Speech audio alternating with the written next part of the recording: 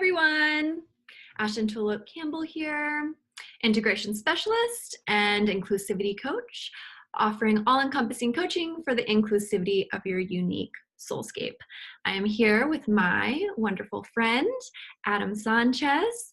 And before I take some time to let Adam introduce himself, I do want to mention that this is actually a second part to a video that we created. So the previous video was called Siphoning, Energetic Targeting, and Alchemizing for Upleveling, which can be found on both mine and Adam's Facebook pages, and also potentially on YouTube. I know it's on my YouTube. So Adam, go ahead and hand it over to you. Let you introduce your beautiful self. Thank you, Ashton. So my name is Adam Sanchez. I am what I call an astro yogi. So I teach astrology and yoga as well as personal training, and I'm a vegan chef. I'm like a spiritual entrepreneur. And so, you can get in touch with me through my website, Raw Life Yoga. There's also a YouTube channel of the same name and Instagram.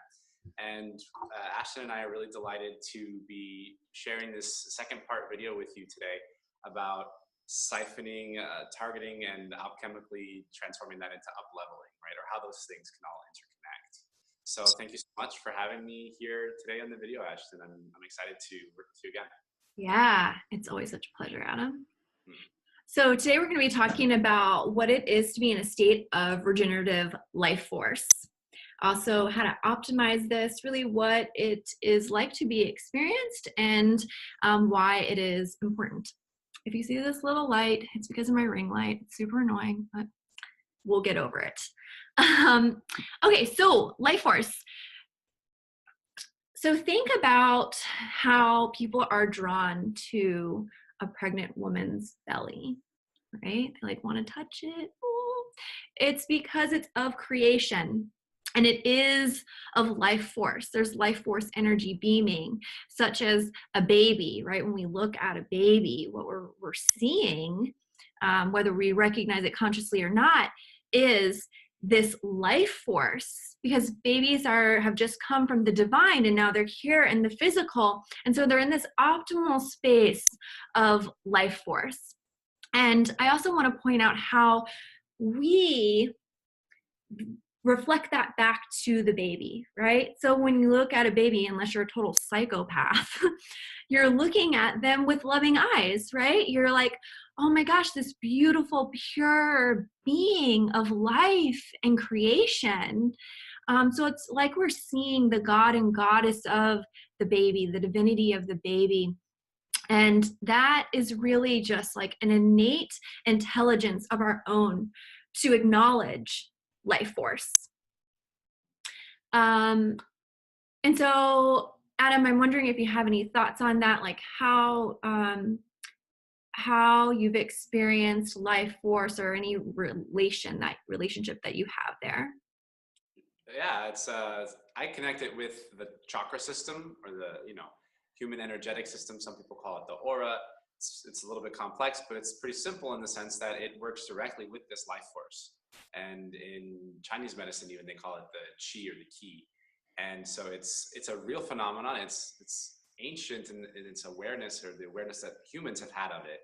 Yet we're coming to maybe a cultural renaissance of recognizing that this is not just a woo concept, but this is actually real and a phenomenon that warrants more study and observation and implementation at the very least. Absolutely. And it's like that, being open to the experience of life force. And as you come to get to know it, you come to embody it, then you live through it, then you know without a doubt how very real and potent it actually is. What I want to do is I'm going to screen share so that you all can see some images that I came up with this morning. And so what this is that I'm sharing with you now is the sacred figure 8. So this is how I connect to or define life force for myself.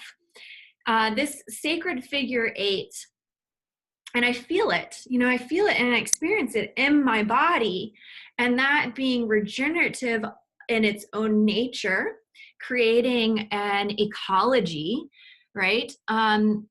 Between different, I want to say it almost could seem as though contrasting concepts, but really when they are placed together as interdependently relating, that's what creates that regenerative nature. So here we have, and I'm just going to kind of name some of them, right? We have the cosmos, and then we have Gaia, which is Mother Earth. The center point of each of these figure eights, because life force in itself is creative, right? It produces creation. That precipice point in the center there is what these two forces and interdependent relating output. So the cosmos and Mother Earth, that output of creation would be heaven on earth. It's actually the embodiment of the cosmos here on earth. Then to name some of the others, we have the masculine and the feminine, which could also be viewed as God and goddess. And when those two are interdependently relating, that creates divine union, that creates divine union within. And truly, as I've experienced it, it's like walking in around and lovemaking with yourself. It's really beautiful and really potent. Then we have the etheric and the physical. So it's like, what's out here in the ethers, and then what's here 3D in the physical, and what can be created there is new to form consciousness. So for example, there can be like wisdoms, right, that seem like outside of yourself. They can be brought into through the body for the purpose of embodiment. Then we also have the head, and we have the body. And the center point there, which aligns with what Adam had mentioned with the chakra system, the heart is the center of the chakra system. So in this figure eight, the heart is turns into this internal compass point. And it's by using and merging the wisdoms of the mind with the wisdom of the body. Then we have doing, which is more of a masculine oriented action nature. And then being, which is more of the feminine, that then produces embodiment. And then there's also wisdom and innocence, and that produces the divine child. So oftentimes when you're on this path, you're not just moving toward greater wisdom, you're actually also moving towards enhanced playfulness. It's a really beautiful place to be. So Adam, would you like to talk about the cosmos and Gaia, and then that precipice point of heaven on earth? Sorry about that. Actually, I thought you pretty much covered that one. I would like to talk about the divine child as the wisdom, and what was the other part of it? Wisdom and what? It's wisdom and innocence. Innocence. Yeah, I think that's a really important one, especially when we're talking about the realization of the self and the true self, which is that part of alchemical transformation, right? It's like removing away the layers of the world and the programming of society to find that inner divine child, or they talk about it in the spiritual traditions, be ye like children, right? So I think there's a great power in unifying those and seeing how those are two sides of the same coin. Absolutely. Yeah, and as we start to pull back the artifice of the artificial self, we start to get in touch with those authentic inner places of that divinity, and it becomes a natural embodiment of that life force, because that life force is our creativity, it is our true self, and it starts to come out more in our authentic expression of who we are in the world and what we're really here for, right? Our soul's purpose, or destiny, or whatever you want to call it. Absolutely. So I oftentimes look at that center point when it comes to just overarching general life force as being our source self, which is then our compass. And when you're talking about coming into your path and your purpose, you're accessing that by insourcing in your internal compass. So now I'm going to go back to just our regular viewing. Okay, so we've now kind of outlined life force and some of its manifestations and also just its figure, right? Its form. What we're talking about here with these central points is that they're of creation, right? So life force is perpetual creation. So as you come into a state of your own regenerative life force, you start producing. I remember when I first came into my awakening process, and there were these people who I was like, how the F are they getting so much done? How are they producing? It doesn't make sense with the amount of hours in the day, how, someone's writing a book in 2 weeks. Like, what is going on there? And as I've started tapping into and coming to know my own regenerative life force, it is making so much more sense. um, because you're enlivened and you're with life, and therefore you can create. And when you're merging in this interdependent kind of way, there's just a natural output of production. You also start to, when you're in your life force, you start to really experience the miraculous. And so when I'm talking about how are these people producing so much, it's really the miraculous is occurring. There seems to be almost like less of the walls placed in front of you, and you're just shining through them. You're also very in tune with your path and your purpose because you're embodying your own regenerative nature. You're tapping into your internal compass. That's where you also start to recognize your own unique signature and basically like why you are even here on earth. What are you here to do? Who are you here to be? Adam had mentioned this wisdom with a childlike essence. So that's a natural occurrence when you're coming into your life force. And then a really big one is sexuality. Because see, life force is creation, right? And sexual energy is also of creation. So you are essentially aligning yourself with the very vibration of creation. Do you want to tap in and talk about that a little bit more, Adam? There's so much that could be said there. Yeah, that's a whole school of thought in and of itself, but there's a great power in understanding the basic dynamics of those energies, right? We talk about the sacred masculine and the sacred feminine, and it's not really necessarily to do with gender. It's just about these polar energies like heaven and earth, light and dark, hot and cold, et cetera, et cetera. So when these energies unite, as you mentioned before, they can be interdependent.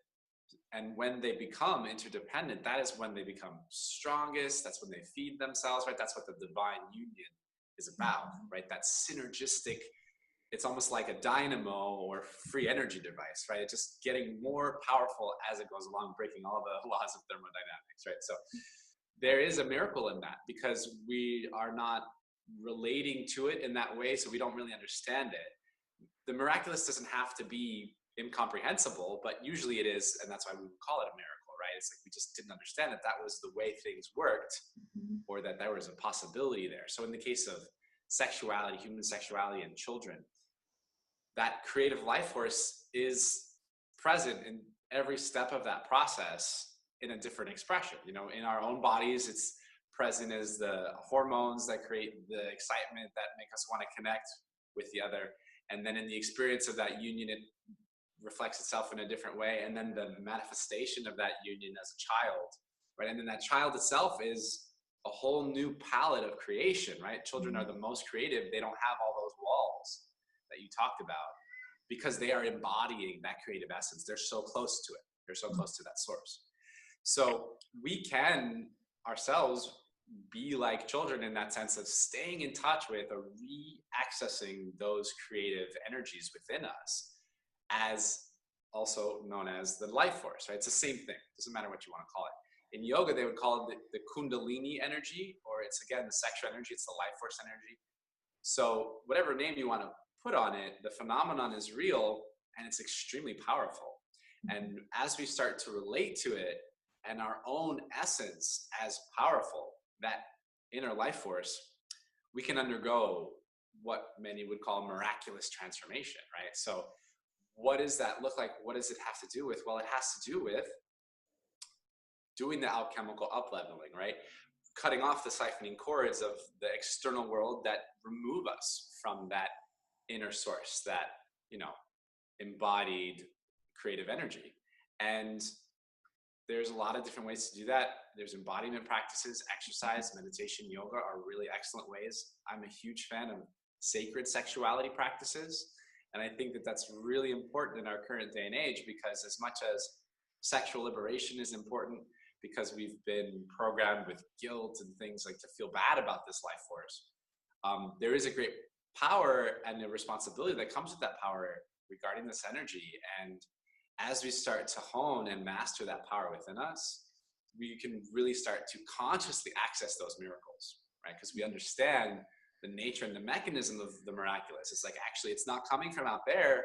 It's coming from the internal. When we align with that life force, with our intentions, thoughts, words, and actions, then these miracles can naturally manifest as, we become a part of them.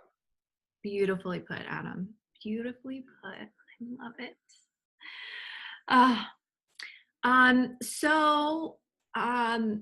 Adam was talking about, stopping the siphoning, right, and coming into yourself. So a huge part of tapping into your own life force and containing it is sovereignty. So sovereignty, I would define as like self-governing, self-sourced, so in-sourced, right? Rather than giving your power to something external of you, which would be more of the siphoning and the vampirism, you're in-sourcing through with and around yourself, like in your own torus of sorts. You're moving towards your well-being. You're enacting boundaries that support yourself. This includes energetic boundaries and also means honoring and respecting the sovereignty of others. So as you start navigating and coming into a healthy relating with yourself, and you're acknowledging and understanding the process of sovereignty and each individual being in their own uniqueness, right? And then that also kind of coalesces with free will. There's all these different dynamics there. But as you start to tap into the importance of sovereignty for yourself, you are more likely to honor the process of sovereignty for another. Let's see. I don't know if you have anything to say, Adam. Well, I think that's really important, because part of the main mechanism of the vampiricism and what I like to call the narcissism, right? The narcissistic system that we find ourselves in so many places in this current day and age, is the sovereignty element. Because when you understand that you are a divine being and worthy of that divine connection, that's really important. Then you can start to make those choices that are in line with that divinity, instead of trying to deny it or suppress it or reject it or pretend that it doesn't exist.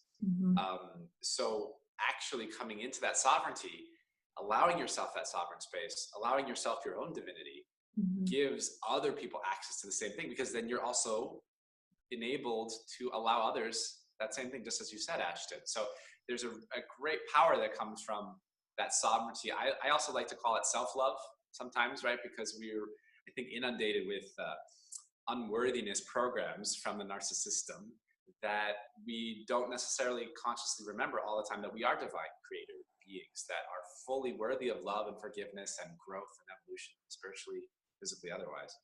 So that when we actually start to access those things, we transform ourself and our relationship to ourself, but that also naturally transforms the environment.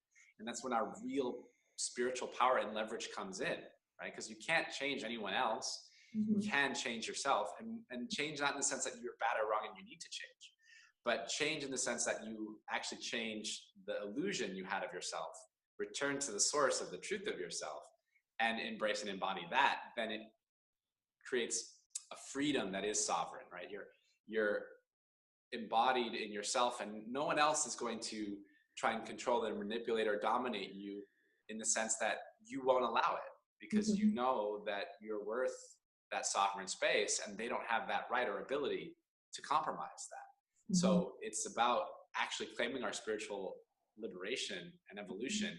And the moment that we claim it for ourselves, we give other people the same freedom and access to do the same for themselves. And then their loved ones and their relations, it's the ripple effect. And it's extremely Mhm. powerful once we just get it started within.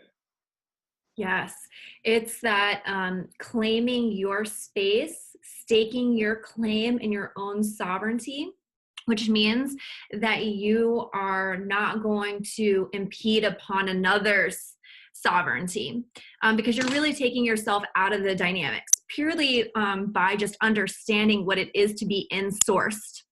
That you can be, if you can be your own regenerative wellspring, then the likelihood that you're going to seek outside of yourself to, do some kind of siphoning dynamics, it's not nearly as likely, if at all. We each have our things and we're collapsing them as we go along. But you're recognizing that your power comes from within, and you are less in need of validating from outside of yourself. So that's where the worthiness that Adam was talking about is something that comes into a state of just being collapsed, because what you recognize is that your sovereignty, your life force, is your birthright. Your worthiness cannot come into question because you are worthy, period. Birthright. And something that I wanted to mention is that sovereignty, and kind of what I'm talking about here, is that it's very counter to control tactics. So, you saying, I know better than you what you should do for you or how you should be, isn't something that is really going to take place. You're going to kind of like, those things are going to be alleviated with inside of yourself, because you're recognizing that actually you are your own compass. You are your strongest source. And so to say to another person, I know better for you than you do for yourself, is actually impeding upon another's sovereignty. It's not allowing them to stake their claim in their space, claim of their ownership, tap into their path, their purpose, and be that. So it's offering the spaciousness to others to stake claim in that purely by staking your claim in your own sovereignty. When we have children, parents oftentimes they will do that. They will say, I know better for you than you do. And what's unfortunate about that along with educational systems, because those are definitely places of where lots of siphoning is going on, is that it's not allowing the child to grow the wisdom of their own compass. And it does attack on, for example, like worthiness and you being able to direct yourself for your own path, your own purpose, your own potential. So many of these systems, which we mentioned in our first video, they intentionally attack those parts of yourself so that you don't come into your sovereignty, so you don't recognize that you're a wellspring, so you don't have access to your own intuitive sensing for yourself, your body, your potential, your path, your purpose. All of these things can come to be attacked by those things, which is counter to the process of coming into your sovereignty, which allows you space to grow in all of what I just mentioned. So we have these dynamics over here, which are almost like attached to your path, your potential, your purpose, your sovereignty, your life force, your regenerative nature, your empowerment. And then we have what we're talking about in this video, which is being a regenerative wellspring within yourself, tapping into your own individual compass, really getting to know yourself from the inside out, knowing that you are the wellspring, you get to exist in your own beingness, being empowered and coming into your highest alignment, which then will be of perpetual creation and will happen quite naturally. And it has that figure 8, right? So it's like, they also say that the spiritual journey is not actually a roller coaster, right? The life can feel like a roller coaster sometimes, but that it's a spiral in the sense that, we'll pass through something and it might seem like we're done, but then it seems like we're passing through it again, but it's always different because it's always changing and evolving. So there's a process behind the up leveling as well. You know, just staying committed to it is enough to essentially assure its success by not being diverged or distracted or siphoned away from that path and that knowing, right? It's like the moment that we believe in and give credence to the siphoning as the only reality or the ultimate reality is the moment we disempower ourselves from embodying that life force. It happens very much on a psychological, mental level, as well as spiritual, emotional. But it's very much connected to our beliefs and our thoughts, which tie up into our feelings about ourselves and each other in the world. So understanding that it can show up in a lot of different ways, and just sticking to that intention or commitment, you know, to your soul's purpose, to whatever words you want to put on it. It's just kind of like on or off switch, right? Am I embodied? Am I on? Or am I disembodied? Or am I off? You know, and just checking in where we are and making it a practice over and over and over again. Yes. So instead of allowing your energy to leak outside of yourself, if you notice any of that going on, then you're coming back into your center and you're tapping in. And the more you do that, the more natural it becomes. The more healthy boundaries you have that you set in place when it comes to those type of dynamics, the better you get to know your internal compass, and it'll go like it'll alert you when something is off. So you're transitioning really nice into our last piece of this video, Adam, which is how to be in and optimize your life force. You talked about collapsing programs. That's huge. That's huge, huge, huge.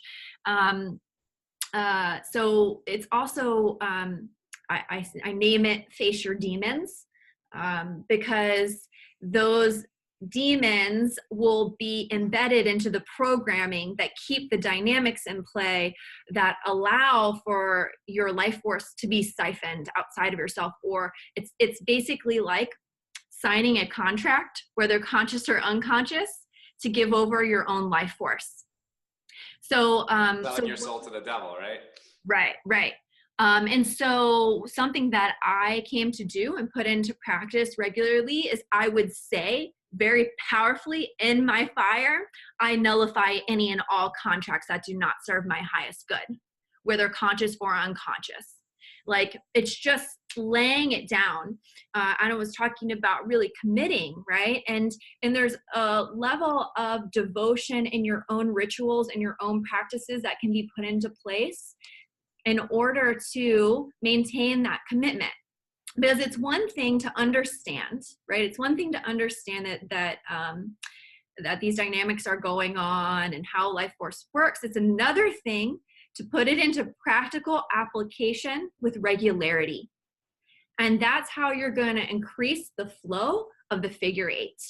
And when you go to the altar and you devote yourself fully, life shows up for you. So you open yourself to it and it shows itself. Something that's also important here is to care for yourself.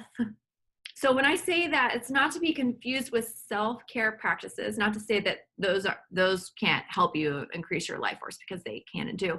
But when I say caring for yourself, I'm meaning tapping into the place of knowing your worthiness, validating yourself entirely, like literally holding yourself lovingly with like this beautiful, I do this with I use like a divine mother, divine father, energetic figure.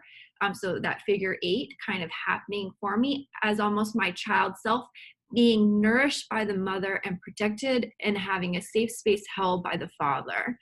And in that, I'm caring for myself. I'm saying, I adore you. I love you so much. You deserve this. And I'm giving it to you.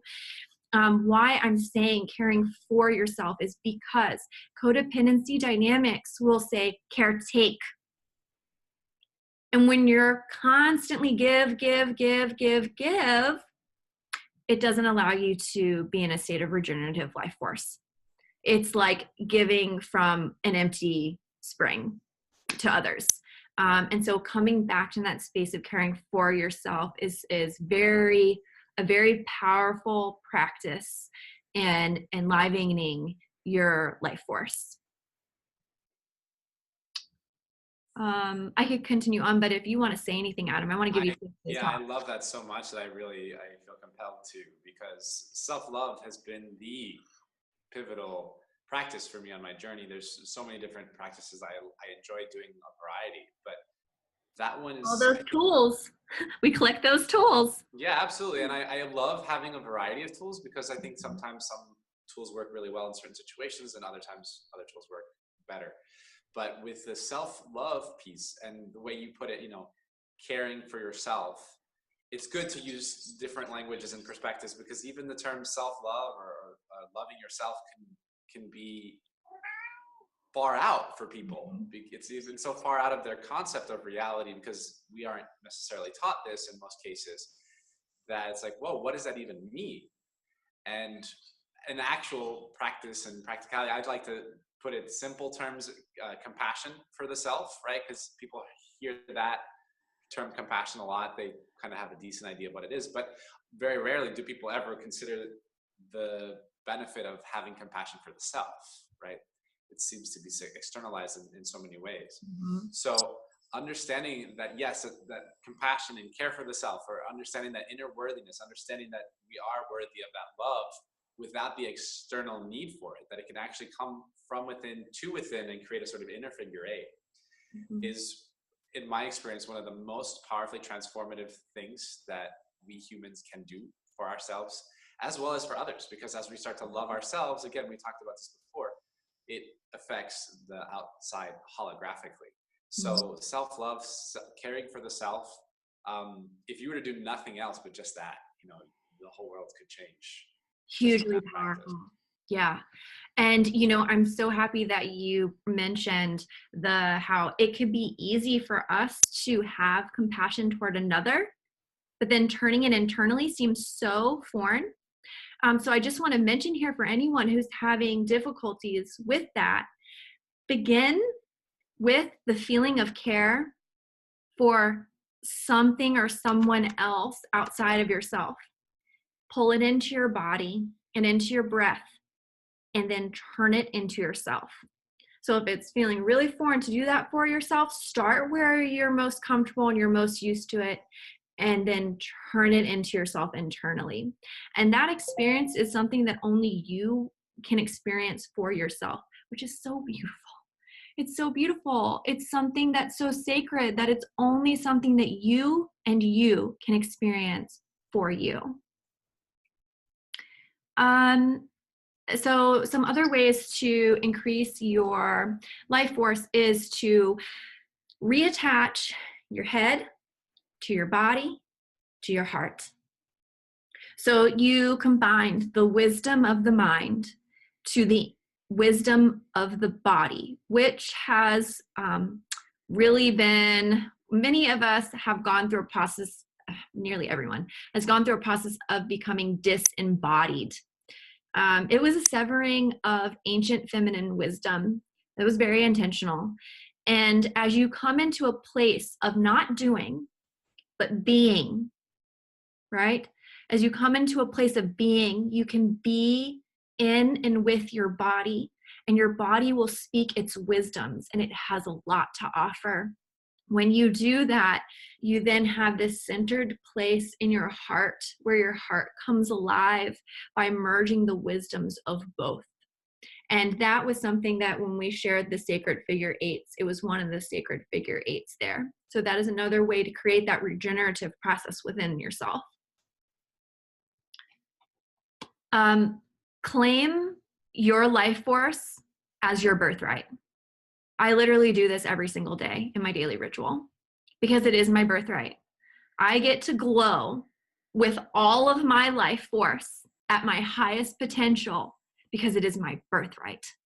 So just claim it as your own. It's the opposite of, not the opposite, but it's like nullify the contracts, claim your life force as your birthright, along with claiming your own worthiness of being with it.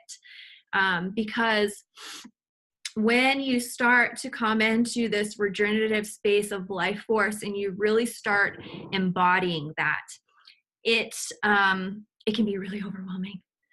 Because see, the thing is we're so used to giving away our power. We're so used to these dynamics that are embedded societally in our ancestry and otherwise, that we actually have less experience of containing our life force, that it can feel highly uncomfortable. I was telling Adam before we started this video that sometimes I run up and down my halls because I have so much, there's all this kundalini, there's all this life force going on, and I don't know what to do. And the thing is it can actually overwhelm you to the point of you dissociating, which means that you're dismembering yourself, you're disembodying yourself. And that doesn't allow for the sacred figure eight to be contained. So when having those type of experiences, it can be really important to just tap into the body. The body will bring you back home. And as you continue on in those practices, your life force can be here in the physical container more and more and more. So it is a process of its own. It's its own type of form of integration. Anything you want to say, Adam? Oh, sure. Lots of things to say about that. I'm just going to say a couple. Sure. You mentioned the ancestry, and I think that's a really important element of all of these phenomenon that we're talking about. And I want to talk about, the embodiment, and blood embodiment is like the physicality of it. It's deeply, profoundly physical, as well as extrasensory and other dimensional. Mm-hmm. So even though there are these forces, whether they be societal or interdimensional, that seek to target our life force and siphon our energy, there are also equal and opposing forces that exist to do the exact opposite. And, you could look into our bloodline and our ancestry, the sacred spirits from our past lives, or, down our genetic lineage that are actually rooting for us, right? In the spirit world, they're like, yeah, take my, singing ability and take it to, the heal the world or whatever, right? There's also forces for good that are unseen, and we can also access them as well. So it's a really powerful lesson to remember that everything is interconnected, and as above, so below, as within, so without. Mm-hmm. So as we do the inner work, or make the inner shift, or the inner choice or decision to say, no, I'm not going to siphon my energy. No, I'm going to set up that boundary and understand that that's not where I'm going to go, because I'm calling in the higher forces, my higher self, whatever word, and angels, it doesn't matter what you call it. It's about that internal alignment that is also reflected and supported by the external based on what that internal choice is. So the embodiment, not just of our physical, but also of our interdimensional and extra dimensional self, in the sense that our consciousness is not limited to just the body. We are also the mind, the spirit, the whole cosmos, right? Funneling itself through this current dimensional experience. Mm-hmm. So it's the outward and the inward coming together as one. Mm-hmm. And recognizing that wholeness and that oneness and integration exists is also, at the same time, cutting off the siphoning, cutting off the separation, letting all that go, and claiming that true sovereignty energetically, spiritually, on all levels. So beautiful. So beautiful. I'm thinking of so many meditations I've had, like doing that, right? The cosmos, and Gaia, the physicality with the etheric, and then merging them all within myself. And that totally fits here with one of the practices that you can do for yourself to increase your life force. Yeah, just so beautifully put, Adam. It was almost getting me teary-eyed, because I'm just like, oh my God, it's so beautiful. It's a beautiful topic. Thank you for reflecting that back. I appreciate that. And then also, I really loved how you made the point simply that doing that dissolves those mechanisms that seek to keep you small, seek to keep you siphoned. Amazing. So another thing that could be very helpful, certainly, and has helped me tremendously in my journey in coming into a state of regenerative life force, is shamanism. So there may be siphoning dynamics that are going on, but they're in your blind spots. So you might not pick up on what exactly they are, and they do manifest in the physical, like through, for example, relationships with family or friends or intimate partners. And it's like, why is this just keep coming back around, keep coming back around? And it may be that there's a part of yourself that is trapped in this other space that a high integrity and well knowledged shaman can help you retrieve, to pull back into your field, into your soul's essence. So it's like bringing parts of yourself back home that are missing to bring you back into a state of wholeness. And wholeness is a great word when we're talking about being in a regenerative state of life force, because it's the whole cycle completed. So you're merging yourself back. Then you can also merge that with rituals, right? I have daily rituals that I do, and they have been life-changing. I mean, it can be just a mantra, right? A single sentence, and you do it every day, and it turns into something much bigger than it first appears. And that also goes into what we had mentioned before about commitment and dedication. Vowing yourself, like I vow myself to my body every day because I know how important the body is, and I vow myself to the divine every day because I know that that's really important. All those things can help in keeping your life force contained and clean. I claim ownership of my space. And there's something so, again, profoundly beautiful about these places that we find, like when I was talking about caring for yourself. It's an experience only you have with yourself. Well, that's what's so beautiful about sovereignty, too. What's so beautiful about claiming your field, your energetic home, your body. You're the only one who owns this, and that's special and sacred. So really honoring these vessels, energetic and physical, as sacred, and calling yourself back home to them all points in time, and aligning there will greatly affect the figure eight process and coming into a regenerative and natural ecology and way of relating to yourself in the world that will then perpetuate this endless life force and wellspring. So I have this on my head today, so I wanted to mention that. And it's looking a little funky, but that's okay. So one of the practices that I am embarking in now is to cover my hair. And this kind of goes along the same lines of what Adam and I are talking about, just about the importance of the body when it comes to life force. The hair is an antenna to the divine. And I listened, my hair told me I want to be covered, and was very stern about it. And so I followed that practice.